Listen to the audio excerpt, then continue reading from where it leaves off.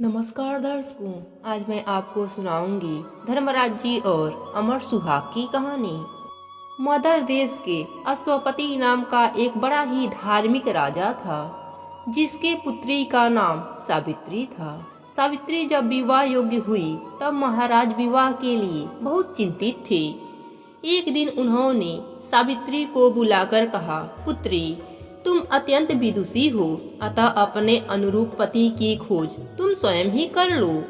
पिता की आज्ञा पाकर सावित्री वृद्ध एवं अत्यंत विद्यमान सैनिकों को साथ लेकर पति के खोज हेतु देश विदेश की यात्रा पर निकल पड़ी। जब वह अपना पर्यटन कर वापस अपने घर लौटी तो उस समय सावित्री के पिता नारद मुनि के साथ भागवत चर्चा कर रहे थे।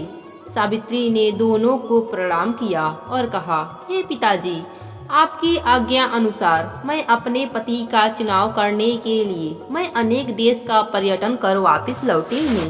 सल्व देश में दुष्यंत नाम के एक विख्यात और धर्मात्मा राजा थे, किंतु बाद में तयवश वह अंधे हो गए। जब वह अंधे हो गए उस समय उनके पुत्र का बाल्यावस्था था। राजा के अंधेपन और बालक के बाल्यावस्था का लाभ उठाकर उनके पड़ोसी राजा ने उनका राज्य छीन लिया। तब वह अपने पत्नी और पुत्र सत्यवान के साथ वन में चले गए और कठोर व्रत का पालन करने लगे। उनके पुत्र सत्यवान अब युवा हो गए हैं, वह सर्वथा मेरे योग्य हैं, इसलिए उन्हीं को मैंने पति के रूप में चुन लिया है। सावित्री की बातें सुनकर देव ऋषि नारद बोले, हे राजन, पति के रूप में सत्यवान का चुनाव करके सावित्री ने बड़ा भूल की है। नारद जी के वचनों को सुनकर राजा चिंतित हो गए और बोले, हे ऋषिराज, सत्यवान में ऐसा कौन सा गुण नहीं है जो आप ऐसा कह रहे हैं। इस पर नारद जी ने कहा, राजन, सत्यवान तो वास्तव में सत्य का ही रूप है और समस्त गुणों का स्वामी है, किंतु वह अल्पायु है। उसकी आयु के 1 वर्ष शेष बच गए हैं, उसके बाद वह मृत्यु को प्राप्त हो जाएगा। देव ऋषि की बातें सुनकर राजा ने सावित्री से कहा, पुत्री, तुम नारद जी के वचनों को सत्य मानकर तुम किसी दूसरे उत्तम गुणों वाले पुरुष को अपने पति के रूप में चुन लो। इस पर सावित्री बोली, हे पिताजी, भारतीय नारी अपने जीवन काल में केवल एक ही बार पति का वर्ण करती है।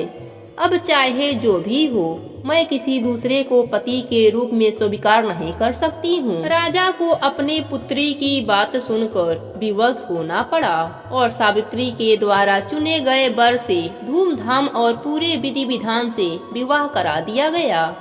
विवाह के पश्चात सावित्री अपनी राजसी वस्त्राभूषण को त्याग कर और सादा वस्त्र धारण कर अपने पति और सास ससुर के साथ वन में रहने लगी।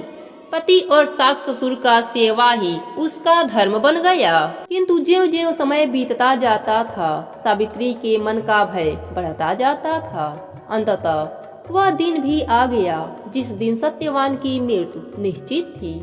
उस दिन सावित्री ने निश्चय लिया कि वह आज अपने पति को अकेला एक पल के लिए नहीं छोड़ेगी। जब सत्यवान लकड़ी काटने हेतु कंधे पर कुल्हाड़ी रख बन जाने लगा तो सावित्री भी उसके पीछे पीछे जाने के लिए तैयार हो गई। सत्यवान ने उसे बहुत समझाया कि वन का मार्ग अत्यंत दुर्गम है और वहां जाने में तुम्हें बहुत कष्ट होगा, किंतु सावित्री अपने बात पर अटल रही। अपने सास ससुर की आज्ञा लेकर सत्यवान के साथ गहन वन में चली गई। लकड़ी काटने के लिए सत्यवान एक वृक्ष पर चढ़ गया, किंतु थोड़ी ही देर बाद वह अस्वस्थ होकर पेड़ से उतर आई। उनकी अस्वस्थता और पीड़ा को ध्यान में रखकर सावित्री ने उन्हें वहीं वृक्ष के नीचे उनका सिर अपने जंघा पर रखकर लेटा लिया। लेटने के बाद सत्यवान अचेत हो गए। सावित्री समझ गई कि अब सत्यवान का अंतिम समय आ गया है, इसलिए वह चुपचाप आंसू बहाते हुए ईश्वर से प्रार्थना करने लगी। अकस्मात सावित्री ने देखा एक हिष्ट पुष्ट देव उसके सामने खड़ा है। सावित्री ने उनसे पूछा, हे देव, आप कौन हैं? उन्होंने उत्तर दिया, सावित्री, मैं यमराज हूँ और तुम्हारे पति को लेने आया हूँ। सावित्री बोली, हे प्रभु, सांसारिक प्राणियों को लेने के लिए आपके दूत आते हैं, किंतु क्या कारण है कि आज आपको स्वयं आना पड़ा? धर्मराज जी ने उत्तर दिया, देवी, सत्यवान, धर्मात्मा तथा गुणों का समुद्र है। मेरे दूत उन्हें ले जाने के योग्य नहीं हैं, इसलिए मुझे स्वयं आना पड़ा। इतना कहकर धर्मराज जी सत्यवान की आत्मा को लेकर चल पड़ते हैं। सावित्री अपने पति को जाते हुए देखकर स्वयं धर्मराज जी के पीछे पीछे चल पड़ी। कुछ देर जाने पर जब धर्मराज जी ने सावित्री को अपने पीछे पीछे आते देखा तो कहा, हे सावित्री, तुम मेरे पीछे मत आओ, क्योंकि तेरे पति की आयु पूर्ण हो चुकी है और अब वह तुम्हें नहीं मिल सकता।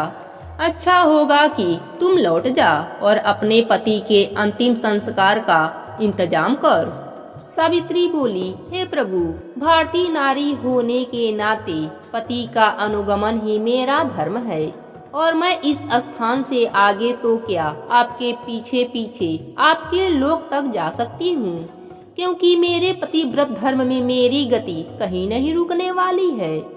धर्मराज जी बोले, सावित्री, मैं तेरे पतिव्रत धर्म से अत्यंत प्रसन्न हूँ, इसलिए तुम सत्यवान के जीवन को छोड़कर चाहे कुछ भी वरदान मांग ली। तब सावित्री ने वर में अपने ससुर के आंखें मांग ली। धर्मराज जी ने कहा, तथास्तु, लेकिन वह फिर भी उनके पीछे पीछे चलने लगी। तब धर्मराज जी ने उसे फिर समझाया और फिर एक बार मांगने को कहा। सावित्री ने दूसरा वर मांगा कि मेरे ससुर को उनका राज्य वापस मिल जाए। धर्मराज जी ने वह भी दे दिया। उसके बाद भी वह उनके पीछे पीछे चलती रही। धर्मराज जी ने फिर तीसरा वर मांगने को कहा। सावित्री वर मांगा कि मुझे पुत्र की प्राप्ति हो।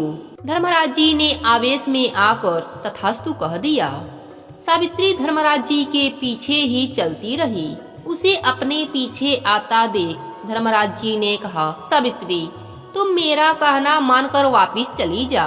सत्यवान की मृत्यु शरीर का अंतिम संस्कार की व्यवस्था कर। इस पर सावित्री बोली, हे प्रभु, आपने अभी मुझे पुत्र प्राप्ति का वरदान दिया है। यदि मेरे पति का अंतिम संस्कार हो गया तो मेरे पुत्र कैसे होंगे?